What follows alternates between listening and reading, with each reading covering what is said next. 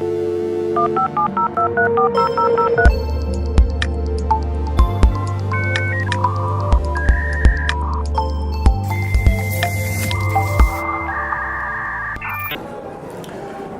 morning.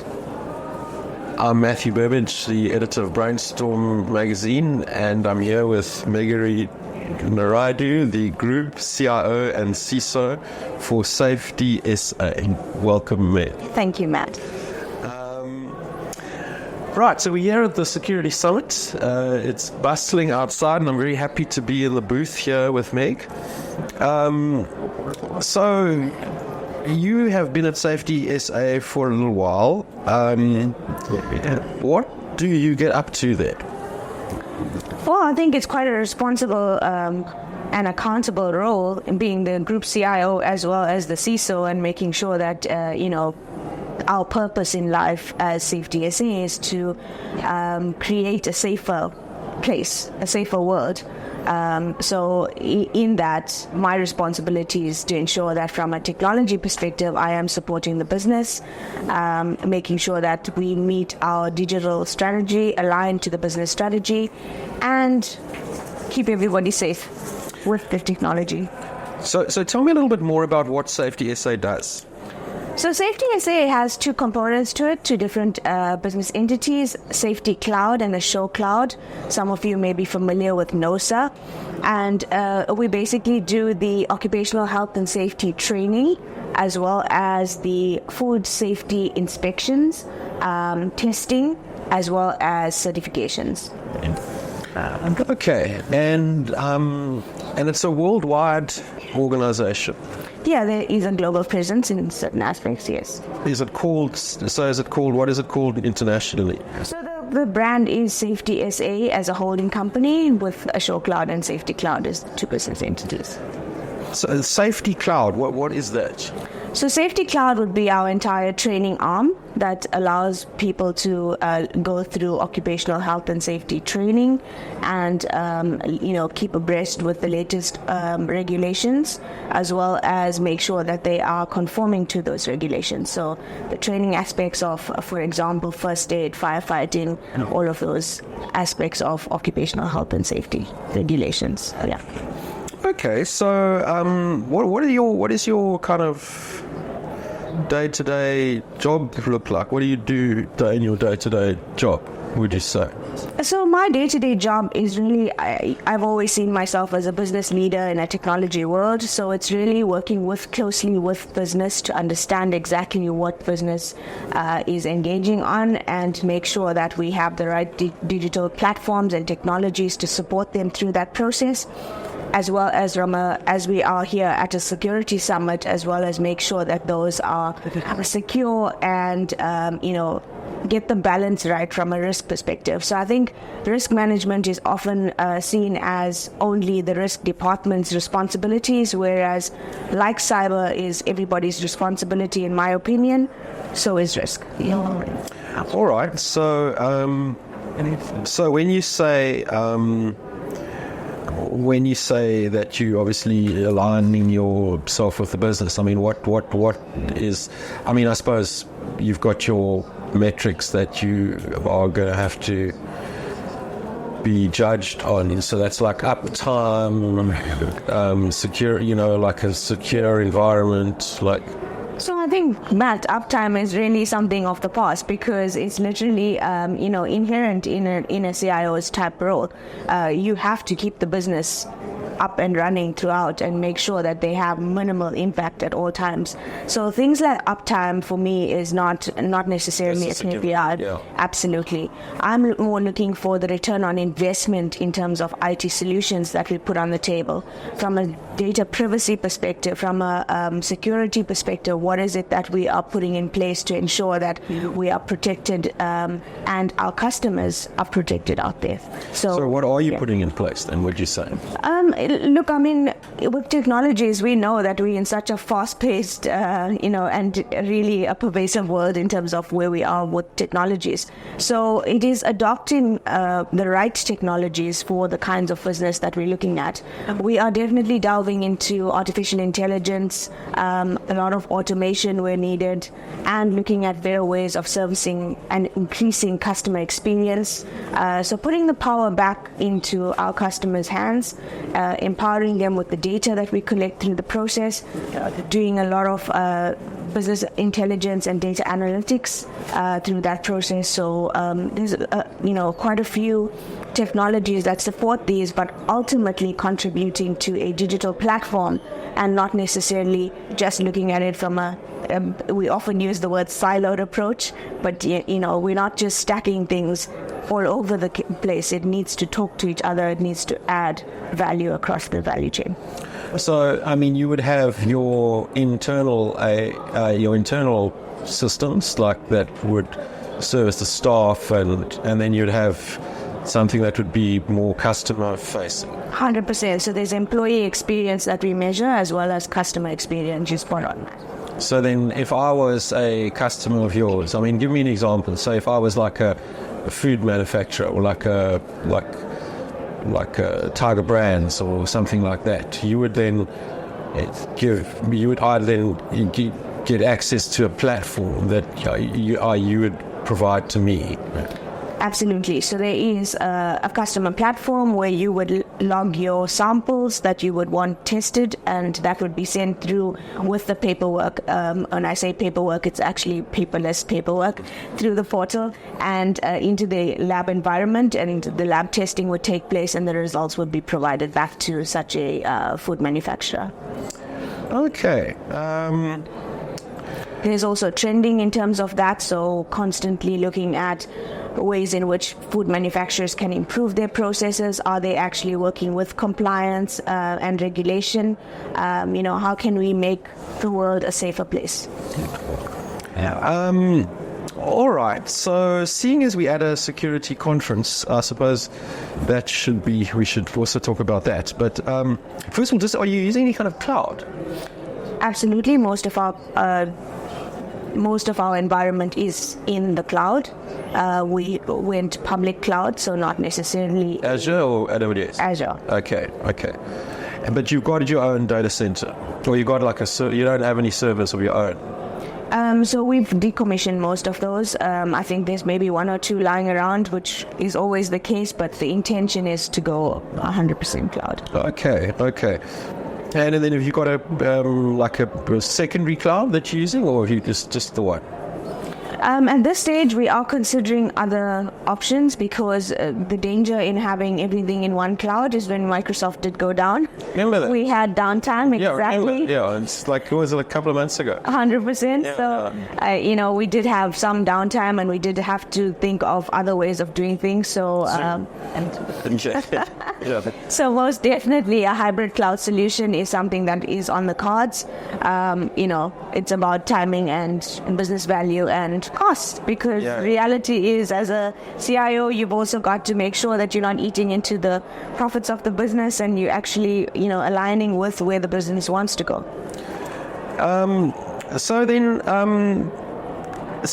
speak to me about your cyber kind of strategy. I mean, what are your things that what are you concerned about? What have you kind of put in place? So cyber for me is I think there's always a stigma attached as to what if you get breached, or if you get breached, or all of those aspects. And people that do get breached don't necessarily want to share or want to publish the information because they feel like a vulnerability in their space. However, for me, it's more around how quickly can we respond to this. So the reputation around being cyber ready really comes from the fact that it's going to happen. It's not a case of if, it's when. Yeah. And when it happens, how quickly can we respond to this? How are we equipped to handle the situation and move forward? And that for me is incredibly important in my cybersecurity strategy and roadmap.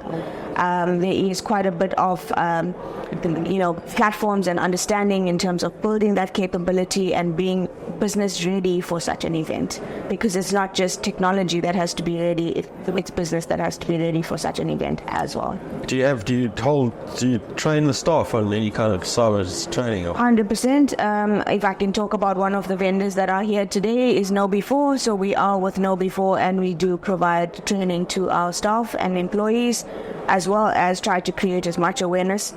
Me just being here as a speaker in today's event does then create that visibility and does give a level of commitment in terms of our roadmap and where we are moving to. So keeping abreast with the latest and greatest is quite important.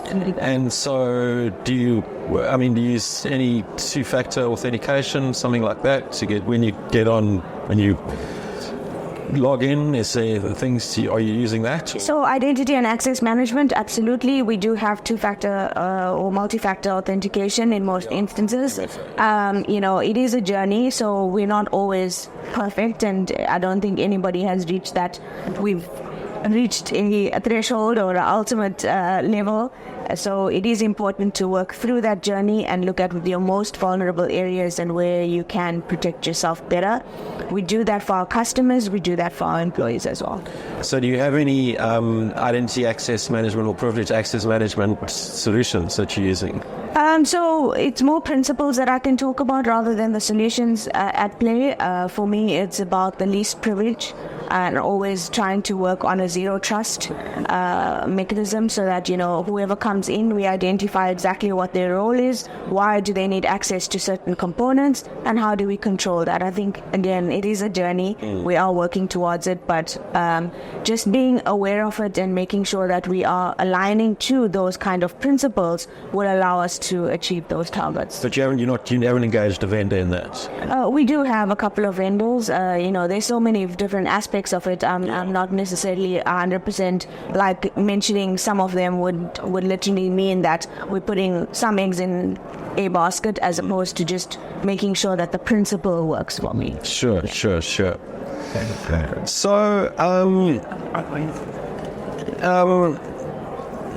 so you're the CIO and CISO. Did this job exist before you arrived? I mean, was there a previous CISO, CIO? It's always combined. It's like combining those two roles. Yeah, so I think, in terms of the kind of organization we do play multiple roles, which is important in terms of gaining the business value. The CIO role did exist before, so it is not entirely a new role. However, there are various maturity levels across different sectors in IT. You would know from my background, I come from a very strong financial services background, and I bring a lot of those kinds of governance and better ways of doing things to the organization, which is exactly why they have invested in me, and I am investing in them. So, I mean, what? I suppose this question is two parts. Like, what did you find there, and what do you want to change? So I think my role as an enterprise architect previously comes in and plays a big role in terms of what I have found there and where we would need to improve and make changes. I think it's not an easy journey in terms of making changes. I do find myself in a more fortunate position, should I say, because of the cloud, adoption and the technologies that support that. So I'm not necessarily working with major legacy solutions, and that's a good opportunity in terms of moving forward. In terms of improvements, I definitely want to aim at some certifications to support our company as a whole from a certification perspective on where we stand and contribute to making the world a safer place. And what kind of, I'm sure everyone says, well, they've always got the support of their board, but I mean, how do you, well, if you don't, you probably won't be in a job very long, but I mean, what do you, what's the kind of the executive maturity of, do you have to, what language do you use with the board, with your... I think that's a really, really interesting question because, you are dealing with people multifaceted in terms of their backgrounds, in terms of their capabilities. Technology is moving so fast. People hear these buzzwords and then they either have a major concern or they, intrigued by this and why aren't you adopting AI and other things. So for me, it's a case of ensuring that communication is open at all times. Keep it simple. Make sure that everybody understands exactly what you're intending to do. Is it AI, artificial intelligence, or is it just automation in certain aspects? And make sure that they understand the risks, the advantages and disadvantages to certain solutions. Be transparent about everything. There's nothing that you are putting in place that is perfect. Everything, if it's, depending on the integration, there's holes in it, depending on how you adopting that kind of solution, the principles that you're adopting with those solutions, all of that need to stack up and understand that it's not just the technology or not just process.